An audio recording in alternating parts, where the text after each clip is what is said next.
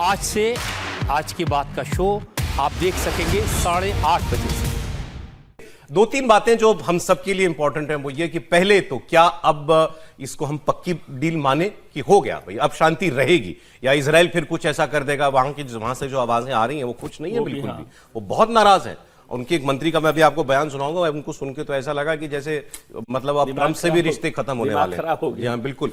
अच्छा, और सबसे बड़ी बात कि ये जो स्ट्रेट ऑफ हॉर्मुज रुकने से जो नुकसान हुआ था इसकी भरपाई कितने दिनों में होगी, कितने दिनों में अभी वहां पर जो है जहाजों का आना जाना बिल्कुल नॉर्मल हो जाएगा, फरवरी से पहले जैसा हाल कब तक हो पाएगा, और दुनिया को जो ये इकोनॉमिक शॉक लगा है इसको भरने में भी कितना वक्त लगेगा, इसकी बात हम लोग करेंगे। लेकिन वो 14 पॉइंट जो त्रिपाठी जी आपको इशारा दे रहे थे वो मैं बता देता हूं। इस डील में जो बताया जा रहा है अभी तक 14 शर्तें क्या हैं।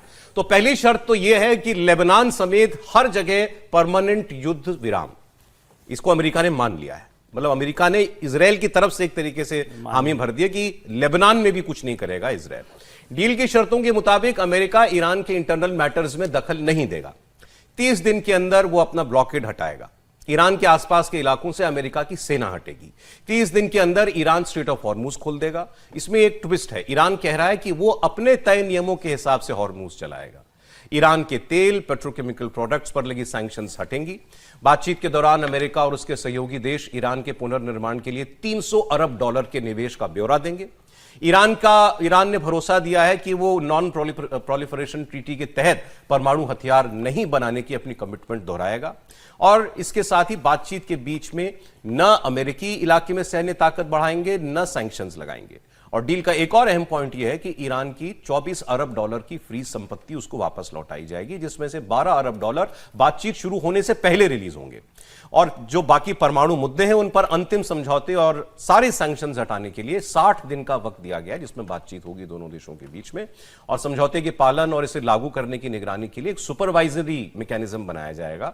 और अंतिम समझौते को यूनाइटेड नेशन सिक्योरिटी काउंसिल के प्रस्ताव के जरिए इसको मंजूरी दी जाएगी। मतलब उसको एक दुनिया भर की तरफ से एक कमिटमेंट मान करके ऑथेंटिकेट उसको कर दिया जाएगा।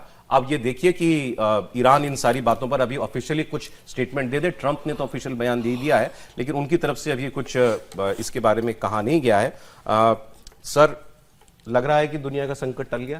देखिए, संकट टल गया, टल भी नहीं, खत्म हो गया। देखिए, पहली बात तो मैं कह दूं कि अमेरिका बुरी तरीके से इस लड़ाई में हारा है, ये मेरी अपनी मान्यता है।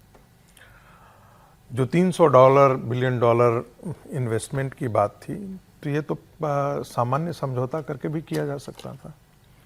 दूसरी बात, एनपीटी का पहले से ही ईरान सिग्नेटरी है, पहले भी कह चुका है कि हम परमाणु नहीं बना रहे, हम पहले से ही एनपीटी को हम देते हैं। तो आपने हासिल क्या किया?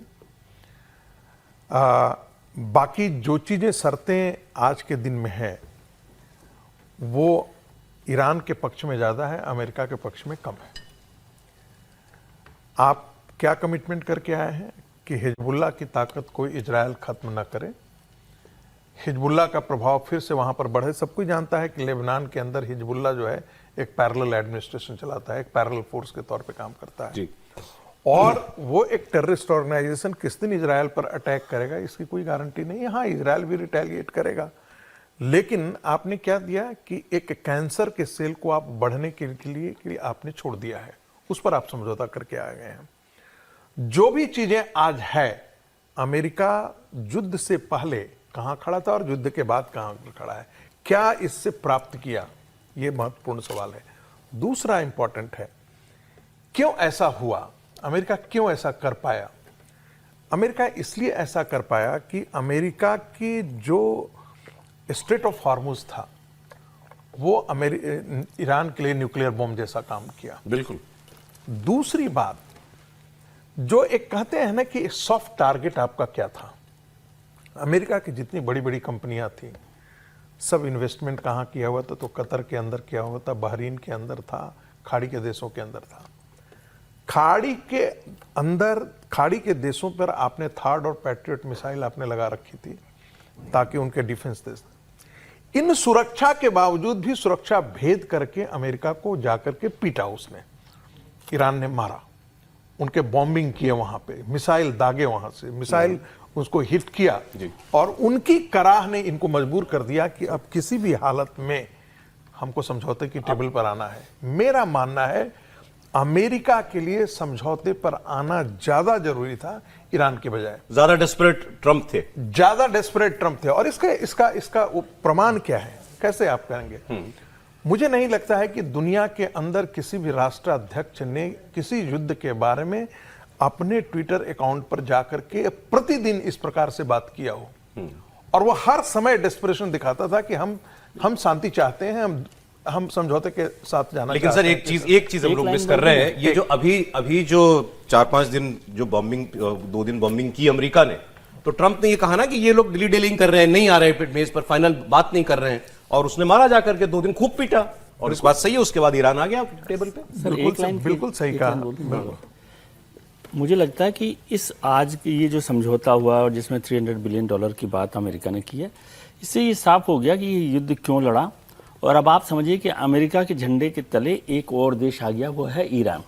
इसको इस तरह से लीजिए, ये एक्सपेंशनिज्म का, मैं इसको अमेरिका की हार किसी भी तरह से नहीं मान रहा, बल्कि अब समझ में आ गई बात आपको कि अमेरिका का क्या मकसद था और ईरान में जो लड़ाई वो लड़ रहा था।